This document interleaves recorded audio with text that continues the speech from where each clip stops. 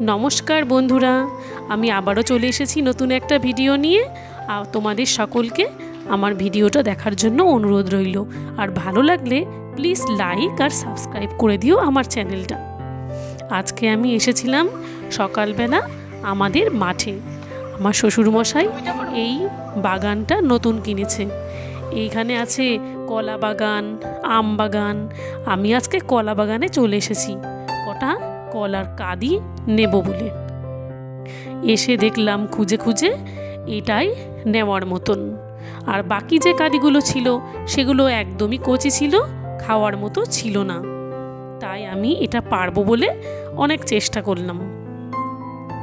এই গরমের দুপুরবেলা মশলা দিয়ে তো রান্না খেতেই ইচ্ছা করে না, তাই ভাবলাম কাঁচকলা আর আলু দিয়ে একদম সিম্পল একটা মাছের ঝোল রান্না করব। তো আমি চেষ্টা করাতে পারলাম না, কারণ আমি আগে তো এইভাবে কাটিনি।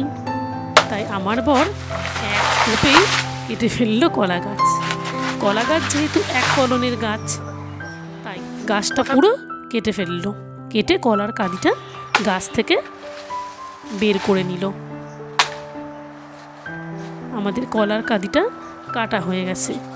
এরপর কাঁদি থেকে প্রত্যেকটা কলা কেটে ব্যাগে ভরে বাড়ি নিয়ে চলে আসব। অনেকগুলো কলা ছিল। আজকে তোমাদের দেখাবো মাছ দিয়ে কলা দিয়ে আলুর তরকারি, আরেকদিন দেখাবো কলার কোপ্তা।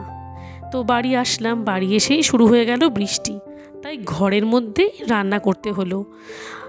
প্রথমেই কাঁচকলার সাথে দেব আলু, তাই আলুর খোসাগুলো ছাড়িয়ে নিলাম। আলুর খোসা ছাড়িয়ে আলুগুলো মাঝখান থেকে একটা করে ফালি করে কেটে এরপর লম্বা লম্বা করে কেটে নিলাম। আলু কাটা হয়ে গেলে এরপর কাঁচকলাগুলো কাটবো, তাই দুদিক থেকে ফেলে মাঝখানে এক টুকরো করে দিয়ে নিলাম।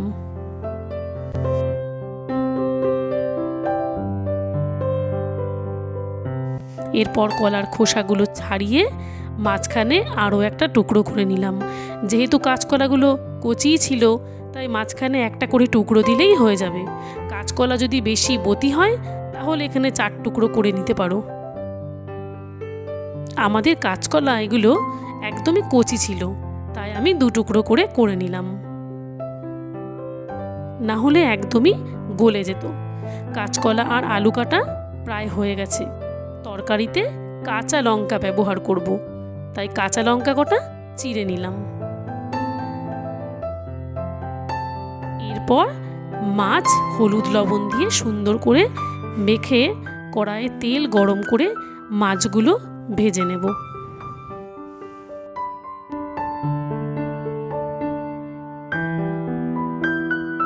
মাছগুলো এপিট ওপিট করে লাল লাল করে সুন্দর করে ভেজে নেব।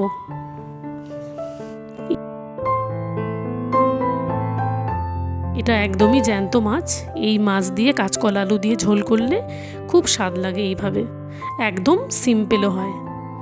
মাছ ভাজাটা হয়ে গেল। এরপর কিছুটা পেঁয়াজ আমি কুচিয়ে নেব, কারণ মাছের সঙ্গে অনেকটা মাছের ডিম ছিল।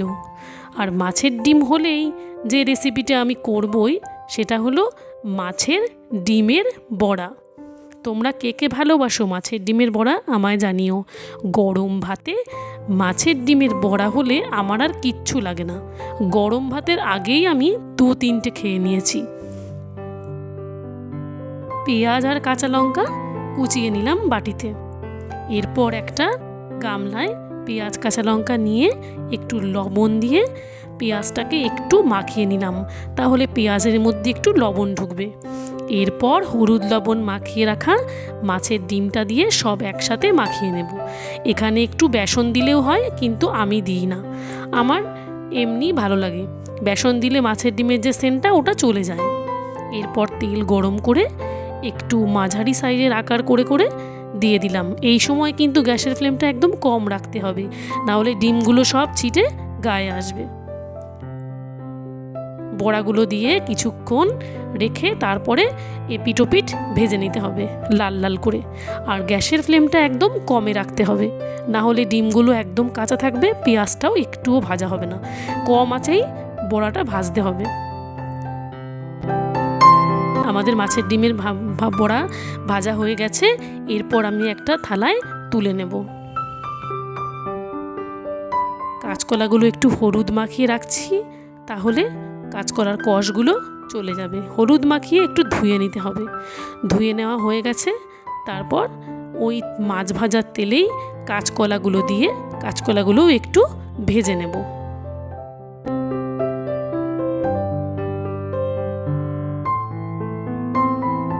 গরমকালের দুপুরে একবার তোমরা এভাবে চেষ্টা করে দেখো।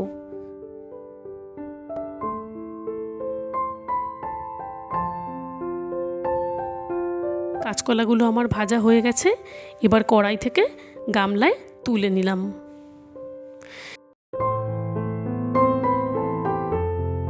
এরপর ওই তেলেই দিয়ে দেব আলু। কেটে রাখা আলুগুলো ঢেকে ঢেকে একটু লবণ হলুদ দিয়ে সুন্দর করে ভেজে নেব।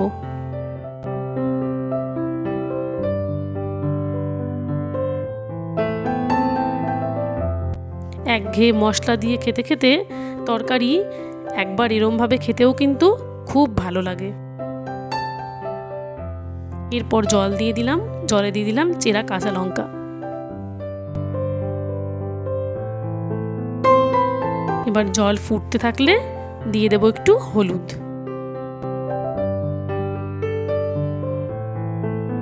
পর ঢেকে ঢেকে সেদ্ধ করে নেব।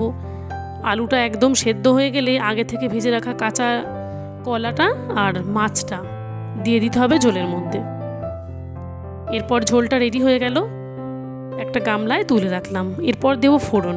আমি আগেই বলেছিলাম লাস্টে ফোড়ন দিলে ফোড়নের টেস্টটা ভালো হয়, তাই একদম শেষে কড়াইতে কিছুটা তেল দিয়ে শুকনো লঙ্কা, তেজপাতা আর জিরে ফোড়নে দিয়ে একটু ভাজা ভাজা হলে তরকারিটা দিয়ে দেব। তরকারিটা দিয়েই ঢেকে দিতে হবে, তাহলে যে ফোড়নের সেন্টটা ওটা চলে যাবে না। রান্না পুরোপুরি আমার কমপ্লিট। তোমরাও এইভাবে একবার করে দেখো। নমস্কার বন্ধুরা।